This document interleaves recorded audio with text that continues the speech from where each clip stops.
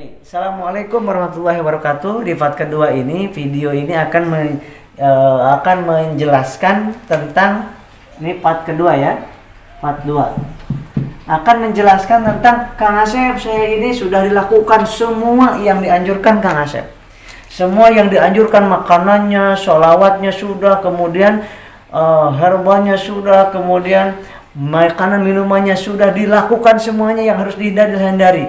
Nah, saya itu hanya 60% percayanya, sahabat. Hanya 60% percayanya. Orang yang membicara seperti itu menandakan beliau tidak melakukan apa yang saya lakukan, apa yang saya sarankan. Yang pertama, ya, kenapa kok lemas tetap? Kenapa kok pusing keliangannya tetap? Kenapa keringat dinginnya tetap? Kemudian kenapa lambung perih, panas di dada, ya? Panas di dada, kemudian berdebar-debar, ya, kemudian berdebar-debar, kemudian keliengan, ya, keliengan, kemudian kesemutan, kebas di kaki, di tangan. Kenapa ini? Padahal sudah dilakukan apa yang Kang Asep sarankan. Saya tidak percaya, sahabatku. Saya tidak percaya. Nih, buktiin ya. Sampai sekarang yang saya anjurkan dan saya larang makanannya ini. Coba lihat sahabat, jangan ngelihat ini. Saya ngomongin masalah GERD, asam lambung, kemudian yang karena psikosomatis, ya. Saya tidak ngomongin GERD, asam lambung, gastritis mah biasa, enggak. Tapi karena psikosomatis yang 90% dari psikis dan 10% dari medis. Nah, ini yang saya sampaikan. Maka terapinya beda, obatnya beda, ya kan? Kalau yang ini obatnya beda, terapinya beda, makanannya pun beda. Nih, jelas sama saya ya. Yang harus dihindari, sahabat, satu, makanan nih yang membuat Anda sesek, lemas, keringat dingin. Yang satu, yang nggak boleh air kelapa. Pasti masih minum kan, sahabat? Karena air kelapa bagus ya bagi orang yang tidak punya masalah ini. Yang kedua, yang gak boleh santan. Nah, yang ketiga gak boleh madu. Oh, madu kan bagus, itu bagus. Tapi madu sifatnya panas. Bagi orang yang gak psikosomatis gak masalah. Ketika Anda cuma lambungnya, mahnya doang, itu gak apa-apa. Karena sifatnya madu ketika dikonsumsi itu panas di ulu hati, panas sampai ke dada. Bagi orang yang sedang ketakutan, itu sangat menakutkan, sehingga membuat cemas, panik kembali muncul. Madu hindari. Yang keempat, minyak goreng, kelapa, ya. Yang kelima, itu hindari pisang, sahabat. Pisang yang ini boleh nggak? Nggak usah nanya, pisang semuanya hindari. Tapi kada profesor itu gimana boleh? Iya, beliau ngomongin GERD yang bukan karena psikosomatis. Yang saya sampaikan adalah karena psikosomatis. Ingat itu. Jadi bukan beliau yang salah, bukan. Tapi gak pantas, gak layak digunakan di kondisi kita yang sedang psikosomatis. Itu masalahnya, ya. Yang keenam, itu yang harus dihindari, nasi uduk. Nasi uduk, nasi yang mengandung santan lah pokoknya, ya. Nah, itu hindari, sahabat. Kemudian bakso, mie ayam, karena minyaknya kental ya. Bakso, sop. Kemudian yang ke-8, pete, ya, ke-8. Kemudian pete jengkol, kemudian kangkung, bayam. Coba bayangin, banyak banget. Kang Asep yang makan bayam setiap hari. Bukannya bagus untuk HB, bagus untuk HB. Tapi bagi orang yang psikosomatis, biasanya asam uratnya meningkat karena kurang gerak. Masalahnya di situ. Kurang gerak sama kurang air putih. Nah, kemudian apalagi jahe. Ya, jahe jangan. Ya, hindari. Ya, jahe itu bagus, tapi bagi orang psikosomatis nggak baik. Gitu loh.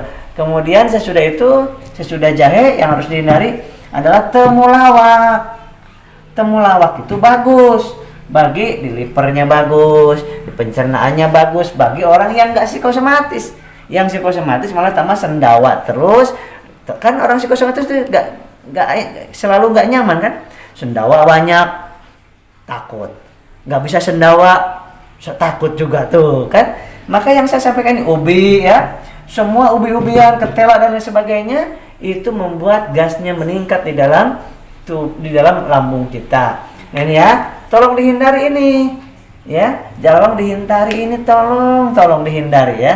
Kemudian rebusan-rebusan itu yang mengandung hal ini ya, rempah-rempah itu yang psikosomatis itu jangan dulu sahabat, serius deh. Kemudian yang boleh apa saja Kang Asep yang boleh nih, yang boleh tolong diingat yang boleh itu hanya yang saya tulis aja sahabatku, hanya yang boleh saja nih, ingat ya. Yang pertama nasi, bubur boleh nggak boleh. Nah tapi kalau mah biasa, tipes, gastritis biasa tanpa psikosomatis itu saya anjurkan bubur. Kenapa? Karena yang psikosomatis itu suka menurunkan gula darah karena pikirannya takut terus, panik terus, gula darahnya menurun. Ya, yang harusnya 110 sampai 170 ini bisa 80, 60. Ketika 80, 60, 70 maka lemes, keringat dingin berdebar, Pak, Bu. Nah, sesudah itu asam urat suka meningkat. Kenapa? Karena makanannya dan kurang gerak dan kurang minum. Yang ketiga adalah trigliseridanya meningkat. Ini seringkali terjadi. Yang suka dicek kolesterol, pasti kolesterolnya kebanyakannya bagus karena jarang makan daging. Nah, padahal yang paling bahaya bukan kolesterol total, tapi trigliserida. Gak boleh lebih dari 150. Trigliserida itu lemak darah, sahabatku.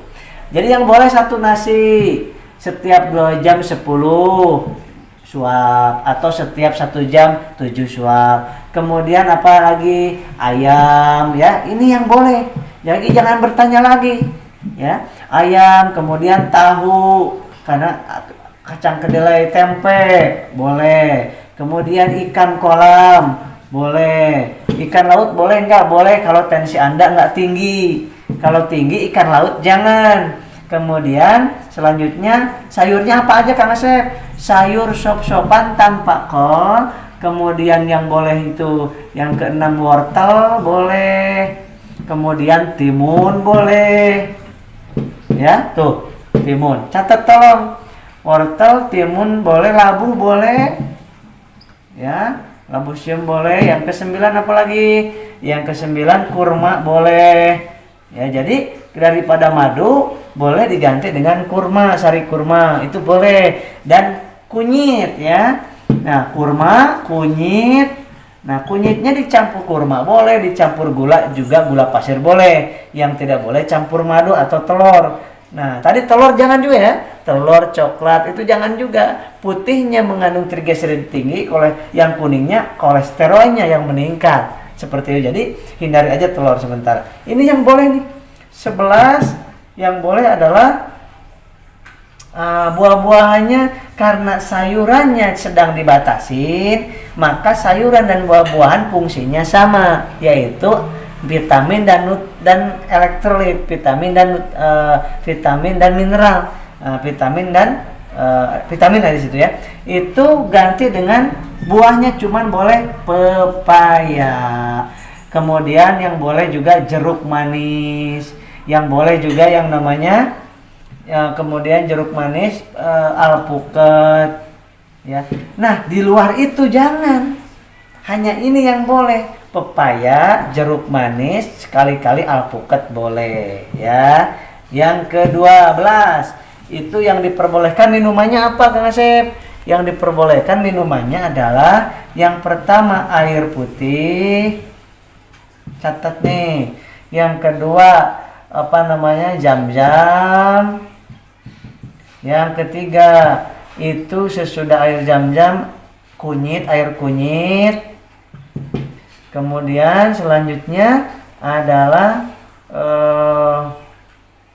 air putih, susu putih kalau biasa minum susu ya, jangan yang coklat. Susu putih kalau biasa minum susu.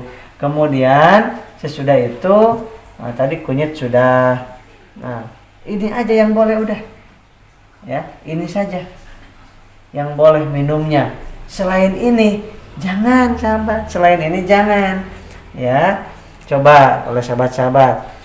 Berarti berapa lama nih? Berapa banyak? Makan nasinya 10 suap 2 jam. Setiap 2 jam 10 suap. Sampai kapan? Sampai pikiran Anda merasa cuek dengan apa yang dirasa. Berarti itu udah sembuh.